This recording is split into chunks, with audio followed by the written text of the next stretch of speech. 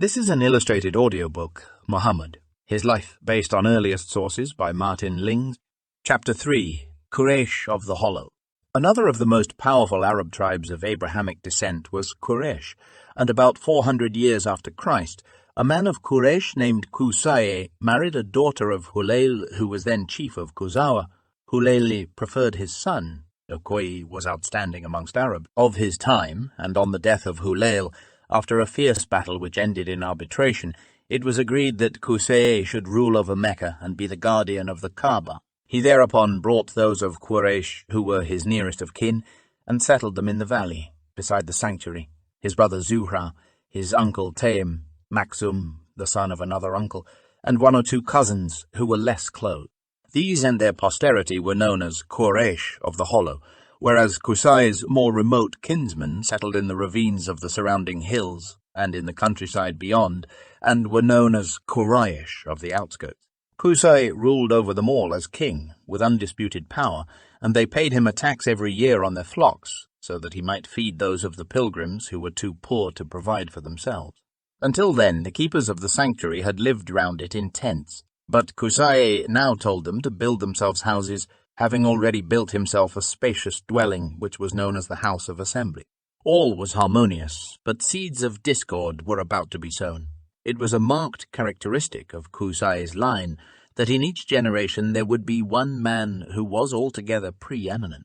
Amongst Qusay's 4 sons, this man was Abdu Manaf, who was already honoured in his father's lifetime. But Qusay preferred his firstborn, Abd-ad-Dah, although he was the least capable of all, and shortly before his death he said to him, "My son, I will set thee level with the others in despite of men's honouring them more than thee. None shall enter the Kaaba except thou open it for him, and know. Hand but thine shall not for Quraish their ensign of war, nor shall any pilgrim draw water for drink in Mecca, except thou give him the right thereto, nor shall he eat food except it be of thy providing, nor shall Quraishi resolve upon any matter except it be in house." Having thus invested him with all his rights and powers, he transferred to him the ownership of the House of Assembly. Out of filial piety, Abdu Manaf accepted without question his father's wishes, but in the next generation half of Quraish gathered round Abdu Manaf's son Hashim, clearly the foremost man of his day, and demanded that the rights be transferred from the clan of Abd-ad-Dah to his clan.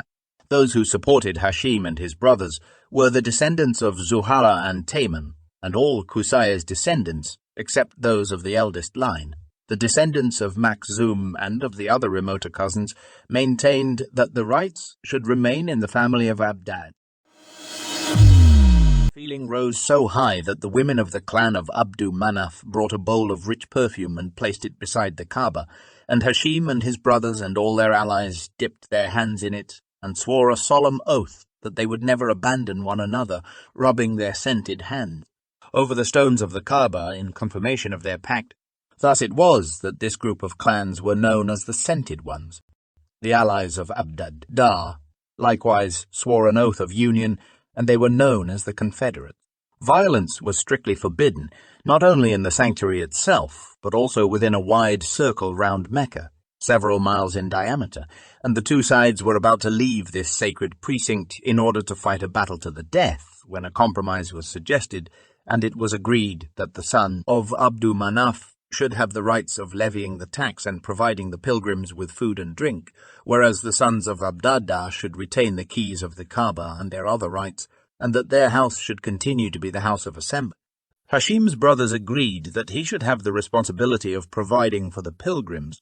When the time of the pilgrimage drew near, he would rise in the assembly and say, "O men of Quraish, ye are God's neighbours, the people of his house. And at this feast there come unto you God's visitors, the pilgrims to his house. They are God's guests, and no guests have such claim on your generosity as his guests. If my own wealth could compass it, I would not lay this burden upon you." Hashim was held in much honour, both at home and abroad. It was he who established the 2 great caravan journeys from Mecca, and the caravan of winter to the Yemen and the caravan of summer to northwest Arabia and beyond it, to Palestine and Syria, which was then under Byzantine rule as part of the Roman Empire.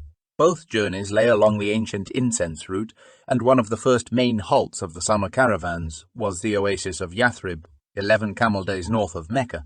This oasis had at one time been chiefly inhabited by Jews, but an Arab tribe from South Arabia was now in control of it. The Jews nonetheless continued to live there in considerable prosperity, taking part in the general life of the community while maintaining their own religion. As to the Arabs of Yathrib, they had certain matriarchal traditions and were collectively known as the children of Kyla, after one of their ancestresses. But they had now branched 2 tribes, which were named Aws and Khazraj, after Kalah's 2 sons. One of the most influential women of Khazraj was Salma, the daughter of Amr, of the clan of Najjar, and Hashim asked her to marry him. She consented on condition that the control of her affairs should remain entirely in her own hands, and when she bore him a son, she kept the boy with her in Yathrib until he was 14 years old or more. Hashim was not averse to this, for despite the oasis fever, which was more of a danger to newcomers than to the inhabitants, the climate was healthier than that of Mecca. Moreover, he often went to Syria and would stay with Salma and his son on the way there and on his return. But Hashim's life was not destined to be a long one, and during one of his journeys he fell ill at Gaza in Palestine and died there. He had 2 full brothers, Abdu Shams and Muttalibs, and 1 half-brother, Nawfal. But Abdu Shams was exceedingly busied with trade in the Yemen, and later also in Syria, whereas Nawfal was no less busied with trade in Iraq, and both would be absent from Mecca for long periods. For these, and perhaps for other reasons also, Hashim's younger brother Muttalib took over the rights of watering the pilgrims and of levying the tax to feed them, and he now felt it his duty to give thought to the question of his own successor. Hashim had had 3 sons by wives other than Salma, but if all that was said were true, none of these, and for that matter none of Muttalib's own sons, could be compared with Salma's son. Despite his youth, Shaiba, for so she had named him, already showed distinct promise of gifts for leadership, and excellent reports of him were continually brought to Mecca by travellers who passed through the oasis. Finally, Muttalib went to see for himself, and what he saw prompted him to ask Salma to entrust his nephew to his care. Salma was unwilling to let her son go, and the boy refused to leave his mother without her consent. But Muttalib was not to be discouraged, and he pointed out to both mother and son that the possibilities which Yathrib had to offer were not to be compared with those of Mecca. As guardians of the Holy House, the great centre of pilgrimage for all Arabia, Quraish ranked higher in dignity than any other Arab tribe, and there was a strong likelihood that Shaiba would one day hold the office which his father had held and so become one of the chiefs of Quraish. But for this he must first be integrated into his people. No mere exile from outside could hope to attain to such honour. Salma was impressed by his arguments, and if her son went to Mecca, it would be easy for her to visit him there and for him to visit her, so she agreed to let him go. Muttalib took his nephew with him on the back of his camel, and as they rode into Mecca, he heard some of the bystanders say as they looked at the young stranger, Abd al-Muttalib, that is, al-Muttalib's slave. Out upon you, he said. He is no less than the son of my brother Hashim. The laughter with which his words were greeted was but a prelude to the merriment that was caused throughout the city as the of the blunder ran from mouth to mouth. And from that day the youth was affectionately known as Abd al-Muttalib. Not long after his arrival, he was involved in a dispute about his father's estate with his uncle Nawfal, but with the help of his guardian uncle and pressure brought to bear from Yathrib, Abd al-Muttalib was able to secure his rights. Nor did he disappoint the hopes that had been encouraged by his early promise, and when, after several years, Muttalib died, no one disputed his nephew's qualifications to succeed to the heavy responsibility of feeding and watering the pilgrim. It was even said that he surpassed both his father and his uncle in his fulfillment of this task.